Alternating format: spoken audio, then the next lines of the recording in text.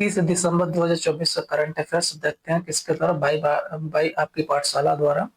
पर इसके लिए UPPSC, BPSC, RPSC, MPSC, SSC, RRB, UPP, UP triple S and other state and competitive examination के लिए। इसका पहला प्रश्न है, निम्न पृथ्वी कक्षा में दो, क्या है? निम्न बोला है, निम्न पृथ्वी कक्षा में दो अंतरिक्ष यानों के बीच डॉकिंग और डॉकिंग का परीक्षण करने के लिए लॉन्च किए गए इसरो मिशन का नाम क्या है? इसरो मिशन का नाम क्या है?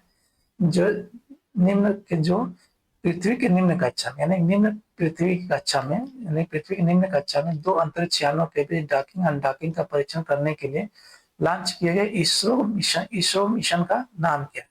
ए स्पेसडेक्स मिशन, बी चंद्रयान मिशन, सी गगनयान मिशन या डी एस्ट्रोडॉक मिशन। क्या नाम है इसका, ये पूछ रहे हैं।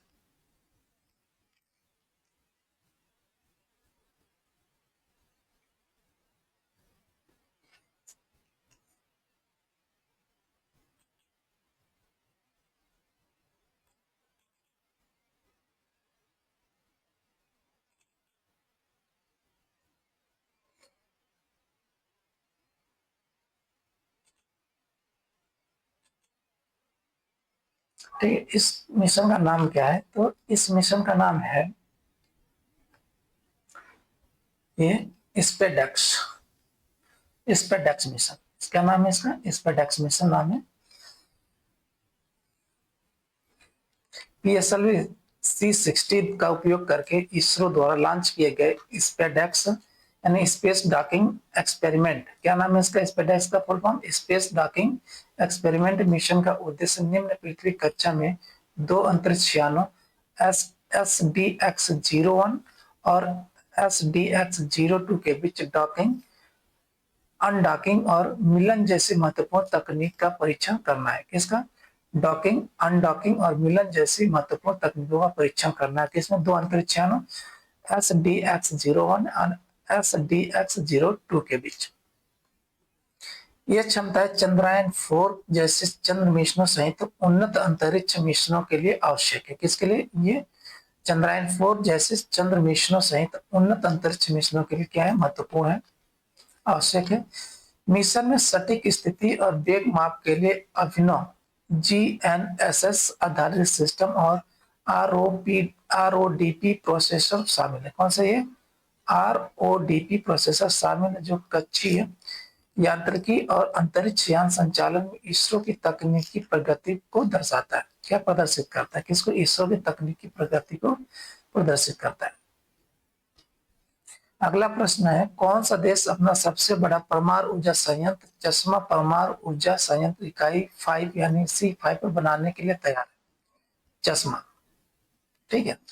ए भारत, बी पाकिस्तान, सी ईरान या डी बांग्लादेश। तो कौन सा ये देश है? इस देश का नाम है,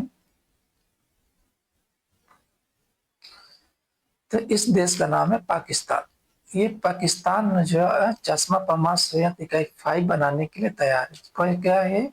परमाणु ऊर्जा संयंत्र है, परमाणु ऊर्जा संयंत्र है पाकिस्तान का।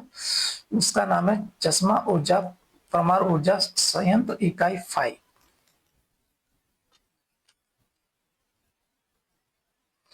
पाकिस्तान अपने सबसे बड़े परमाणु ऊर्जा संयंत्र चश्मा परमाणु ऊर्जा संयंत्र इकाई 5 के निर्माण के लिए तैयारी कर रहा है, जिसकी क्षमता कितना? 1200 मेगावाट है। इसकी क्या उत्पादन क्षमता किसकी? 1200 मेगावाट है। पाकिस्तान परमाणु नियामक, पाकिस्तान परमाणु नियामक यानी कि PNRA द्वारा स्वीकृत इस सुविधा का उद्देश्य देश की बिजली उत्पादन क्षमता को बढ़ाना है। क्या है? देश की बिजली उत्पादन क्षमता को बढ़ाना है। पाकिस्तान परमाणु ऊर्जा आयोग ने अप्रैल में एक व्यापक प्रारंभिक सुरक्षा आकलन रिपोर्ट और अन्य परिचालन दस्तावेज प्रस्तुत करके इस प्रक्रिया की शुरुआत की। यह परियोजना सुरक्षा प्रोटोकॉल का पालन करते हुए अपने परमाणु ऊर्जा बुनियादी ढांचे का विस्तार करने की पाकिस्तान की प्रतिबद्धता को दर्शाता है। किसको दर्शाता है? पाकिस्तान की प्रतिबद्धता को दर्शाता है। किसमें? अपने परमाणु ऊर्जा बुनियादी ढांचे का विस्तार करने की।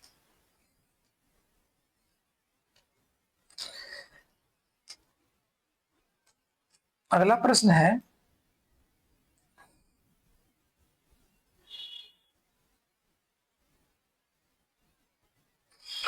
अगला प्रश्न है, तेल टैंकर बोल्गो नेफ्ट, क्या बोल्गो नेफ्ट 1212 के विभाजन होने के कारण या विभाजित होने के कारण काला सागर में हुए बड़े तेल रिसाव के बाद किस देश ने आपातकाल की घोषणा की है? कौन सा देश है?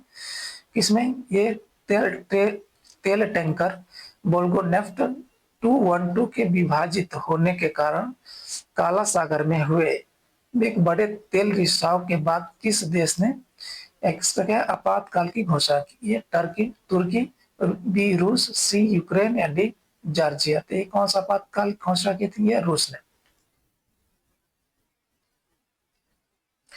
रूस ने 15 दिसंबर 2024 को एक भयंकर शीतकालीन तूफान के दौरान तेल टैंकर वोल्गो नेफ्ट 212 के विभाजित होने के कारण टूट जाने के कारण आपातकाल की घोषणा की, जिससे काला सागर में एक महत्वपूर्ण तेल रिसाव हुआ। 4000 टन से ज्यादा ईंधन ले जा रहा टैंक आंशिक रूप से डूब गया। क्या है? आंशिक रूप से डूब गया, जिससे दुखद रूप से एक चालक दल के सदस्य की मौत हो गई। दुखद रूप से एक चालक दल की मौत हो गई इसके डूबने से। किससे? ये टैंकर है। क्या नाम है इसका? Tanker Volgo Neft 212। जबकि दो अन्य जहाज वोल्गो नेफ्ट 239 और वोल्गो नेफ्ट 1099 इसी तरह की घटनाओं का सामना कर रहे थे। उनके चालक दल को सफलतापूर्वक बचा लिया गया। यह पर्यावरणीय आपदा चरम मौसम की स्थिति के दौरान समुद्री परिवहन की कमजोरियों को उजागर करती है और मजबूत सुरक्षा उपायों के महत्व को रेखांकित करती है। अगला प्रश्न है, किस देश ने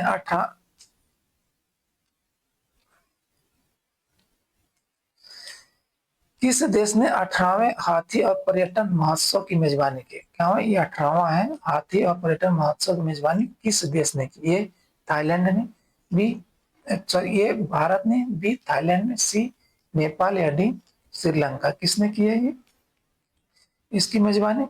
इसकी मेजबानी की है ये नेपाल ने। किसने की है इसकी मेजबानी? नेपाल ने की है।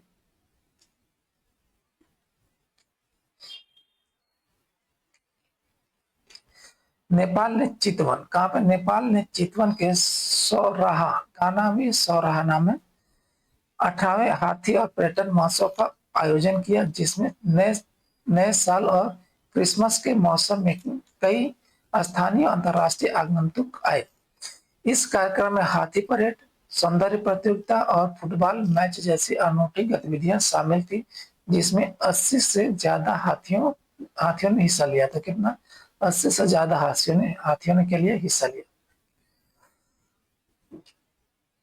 उल्लेखनीय रूप से हाथी पोलो को पशु अधिकारों की चिंताओं को दूर करने के लिए महोत्सव से बाहर रखा गया था। किसको? हाथी पोलो को पशु अधिकारों की चिंताओं को दूर करने के लिए क्या महोत्सव से बाहर रखा गया था? किसको? हाथी पोलो को, जो अपनी समृद्ध सांस्कृतिक विरासत का जश्न मनाते हुए और पर्यटन को बढ़ावा देते हुए वन्य जीवों की भलाई के लिए नेपाल की प्रतिबद्धता पर क्या जोर देता है? क्या देता है? जोर देता है।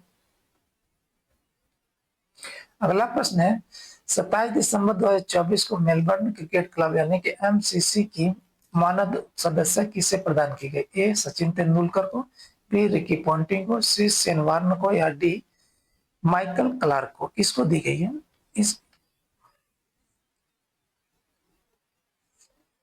किसकी? एमसीसी की मानद सदस्य किसको दी गई है? चारों में से, इन चारों में से दी गई है मानद की उपाधि सचिन तेंदुलकर को। किसको दी गई है? सचिन तेंदुलकर को एमसीसी के मानद सदस्य की उपाधि दी गई है। ठीक है, मानद सदस्य प्रदान की गई, उपाधि ने प्रदान की गई। सचिन तेंदुलकर एक महान भारतीय क्रिकेटर को मेलबर्न क्रिकेट क्लब यानी कि एमसीसी की मानद सदस्यता प्रदान की गई। ठीक है, कौन है? भारत के हैं सचिन तेंदुलकर, एक महान क्रिकेटर है भारत के। इनको मेलबर्न क्लब यानी कि एमसीसी की मानद सदस्यता प्रदान की गई, जो ऑस्ट्रेलिया के सबसे पुराने खेल क्लबों में से एक और मेलबर्न क्रिकेट ग्राउंड यानी कि एमसीजी के प्रबंधन द्वारा दी जाने वाली एक प्रतिष्ठित मान्यता है। क्रिकेट में उनके असाधारण योगदान में एमसीजी में एक उल्लेखनीय प्रदर्शन शामिल है, जहां उन्होंने 5 टेस्ट मैचों में 44.9 की औसत, एक शतक और 3 अर्धशतक के साथ 449 रन बनाए। कहाँ पे? एमसीसी ग्राउंड में, एमसीजी ग्राउंड में ये 449 रन बनाए हैं। एमसीसी द्वारा तेंदुलकर को दी गई मान्यता 2012 में ऑर्डर ऑफ ऑस्ट्रेलिया प्राप्त करने के उनके पहले सम्मान से जुड़ती है, जो क्रिकेट में उनके वैश्विक प्रभाव को क्या क्या दर्शाता है? उनके वैश्विक प्रभाव को दर्शाता है। किसके? सचिन तेंदुलकर के।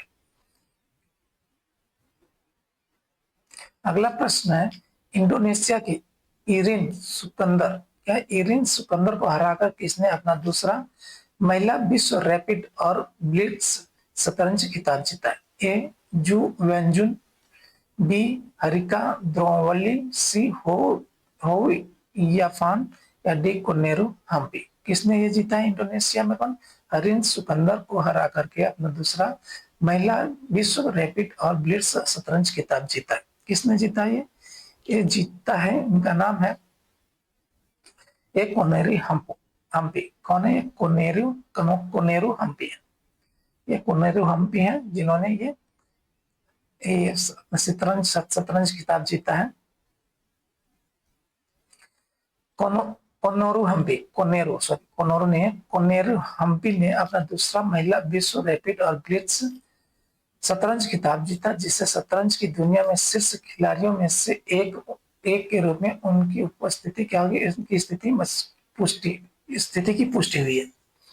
उनकी स्थिति की पुष्टि हुई है कि दुनिया में शीर्ष खिलाड़ियों में से एक के रूप में उन्होंने पहली बार 2019 में जॉर्जिया में चैंपियनशिप जीती थी। कहाँ पे जीती थी? जॉर्जिया में चैंपियनशिप जीती थी 2019 में।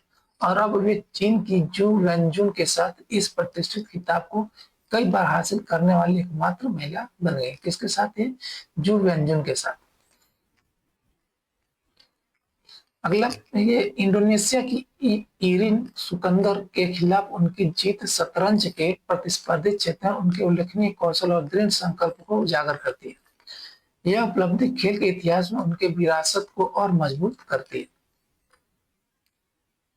अगला प्रश्न है, किस संगठन ने संचार और परिचालन दक्षता को बढ़ाने के लिए एक नया इंट्रानेट पोर्टल लॉन्च किया? इंट्रानेट पोर्टल लॉन्च किया है। इंट्रानेट पोर्टल लॉन्च किया। ए इरेडा, बी MNRE, सी SECI, या डी PGCIL। कौन है ये इंट्रानेट पोर्टल लॉन्च किया है? ठीक है, इंटरनेट पोर्टल किसने लॉन्च किया? किस संगठन ने? तो इस संगठन का नाम है ये इरेडा। कौन है ये? इरेडा। इरेडा ने इंटरनेट पोर्टल लॉन्च किया। किसके लिए? संचार और परिचालन दक्षता को बढ़ाने के लिए।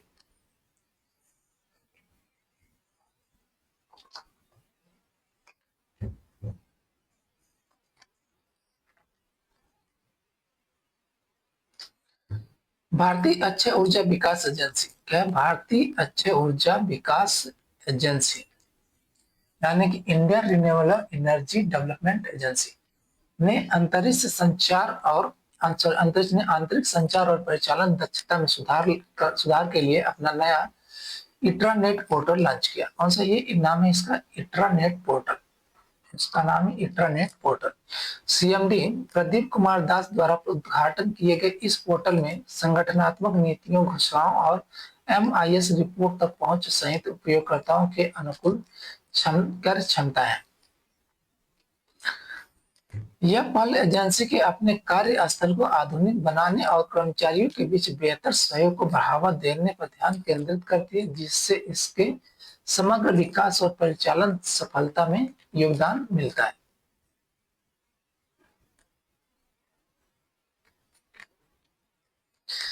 किस कंपनी ने 21 दिसंबर 2024 को गुजरात में सदला सौर परियोजना से वाणिज्यिक बिजली की आपूर्ति शुरू की? किसके सदला सौर सौर परियोजना से वाणिज्यिक बिजली की आपूर्ति की है? मतलब किस कंपनी, कहां से? 21 दिसंबर 2024 को गुजरात के, क्या गुजरात में सदला सौर परियोजना से। A Adani green energy limited, B Tata power solar, C renew power, या D NTPC renewable energy limited. तो कौन किसने इसको वाणिज्यिक बिजली उत्पादन शुरू किया? ये तो इसका नाम है कि NTPC renewable energy limited. Option D है एनटीपीसी रिन्यूएबल एनर्जी लिमिटेड, जिसने गुजरात में सतला सौर परियोजना से वाणिज्यिक बिजली उत्पादन की पूर्ति शुरू कर दी है।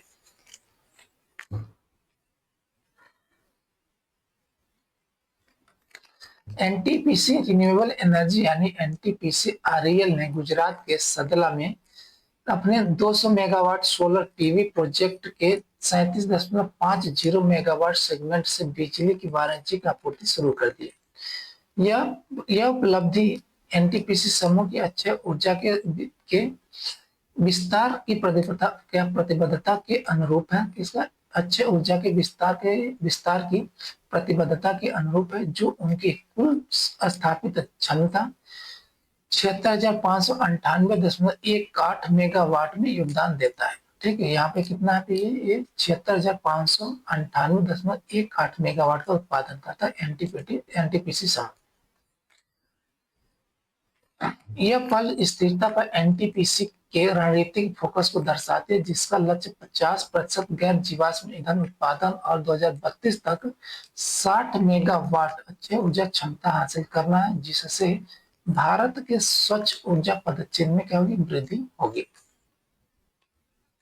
अगला प्रश्न है, 17 साल की उम्र में 7 समिट्स चैलेंज को पूरा करने वाली सबसे कम उम्र की महिला कौन है? कौन? 7 समिट्स चैलेंज को पूरा करने वाली सबसे कम उम्र की महिला कौन? कितने साल में इसको पूरा किया? 17 साल। तो इस महिला का नाम कौन है? ये मालवत पूर्वा, बी काम्या कार्तिकेयन, सी अरुणिमा सिन्हा, ये तो नहीं है, बी बचेंद्री पाल। 17 साल की उम्र पूछ रहा है, 17 साल की उम्र में कौन है? तो इनका नाम है, ये मुंबई की कार्तिकेयन, काम्या कार्तिकेयन। कौन है ये? कहा की ये मुंबई की काम्या कार्तिकेयन है, जिन्होंने 17 साल की उम्र में 7 समिट चैलेंज को पूरा करने वाली सबसे कम उम्र की महिला बन गई। मुंबई की 17 वर्षीय काम्या कार्तिकेयन ने सभी 7 महाद्वीपों की सबसे ऊंची चोटियों में विजय प्राप्त करते हुए 7 समिट चैलेंज को पूरा करने वाली सबसे कम उम्र की महिला बनने की असाधारण उपलब्धि हासिल की है। कितने साल की? 17 साल की। कहाँ की? मुंबई की। कितनी चोटियों पे? 7 महाद्वीपों की सबसे ऊंची चोटियों पर क्या है, इसने विजय प्राप्त किया है। कौन सा चैलेंज है? 7 समिट चैलेंज के नाम से जाना जाता है इसको, को पूरा करने की सबसे कम उम्र की महिला बनने की असाधारण उपलब्धि हासिल की है। इनमें माउंट एवरेस्ट एशिया का, माउंट किलिमंजारो अफ्रीका और माउंट विंस अंटार्कटिका जैसे प्रतिष्ठित पर्वत शामिल हैं। यह उपलब्धि पर्वतारोहण में उनके उल्लेखनीय धीरज और दृढ़ संकल्प को क्या है, उजागर करती है। इसके अतिरिक्त उन्हें 2021 में प्रधानमंत्री राष्ट्रीय बाल शक्ति पुरस्कार से भी सम्मानित किया। कब? 2019 में राष्ट्रीय बाल शक्ति पुरस्कार से भी सम्मानित किया है। किसके द्वारा? प्रधानमंत्री के द्वारा, जिससे खेल और साहसिक कार्य में उनके प्रेरक उपलब्धियों और योगदान को मान्यता मिली। अगला प्रश्न है, भारतीय सेना ने हाल ही में छत्रपति शिवाजी महाराज की भव्य प्रतिमा का अनावरण कहाँ किया? जगह पूछ रहे हैं जहाँ पे छत्रपति शिवाजी महाराज की भव्य प्रतिमा का अनावरण किया गया। किसके द्वारा? भारतीय सेना के द्वारा। ए कश्मीर में, बी सिक्किम में, सी लद्दाख में, या डी हिमाचल प्रदेश में। तो कहाँ इसको स्थापित अनावरण किया गया इसका? इसका छत्रपति शिवाजी महाराज का मूर्ति का अनावरण कहाँ किया गया? इसका अनावरण किया गया लद्दाख में। कहाँ पे इस अनावरण किया गया? लद्दाख।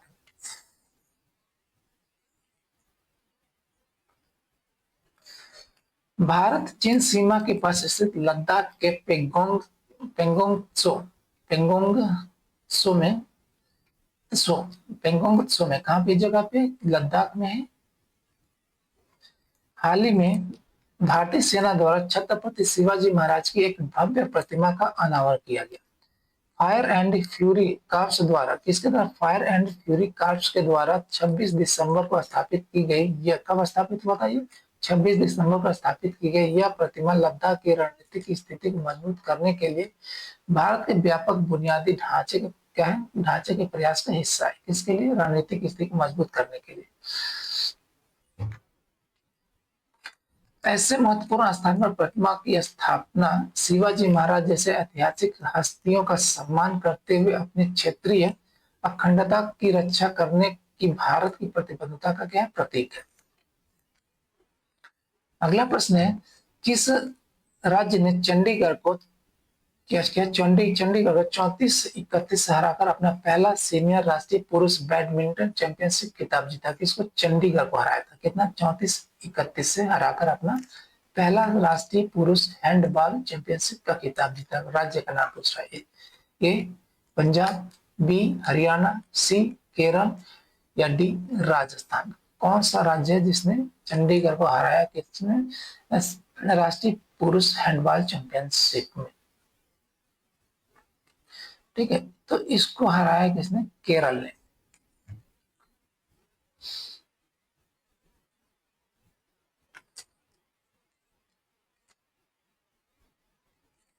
किसने? ये केरल। केरल ने चंगनसेरी में केरल ने चंगनसेरी में कहाँ पे? चंगनसेरी में चंडीगढ़ पर 34-31 रोमांचक जीत के साथ अपना पहला सीनियर राष्ट्रीय पुरुष हैंडबॉल चैंपियनशिप जीता है। क्या खिताब जीता है? पहला सीनियर राष्ट्रीय पुरुष हैंडबॉल चैंपियनशिप। 32-31 के स्कोर के साथ सर्विसेज के खिलाफ सेमीफाइनल में जीत के बाद यह ऐतिहासिक जीत टीम के लिए एक महत्वपूर्ण उपलब्धि है।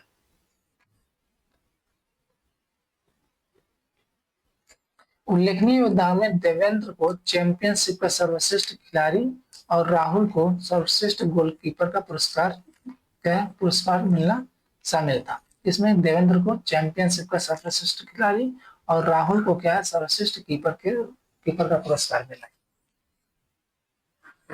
थैंक यू, धन्यवाद।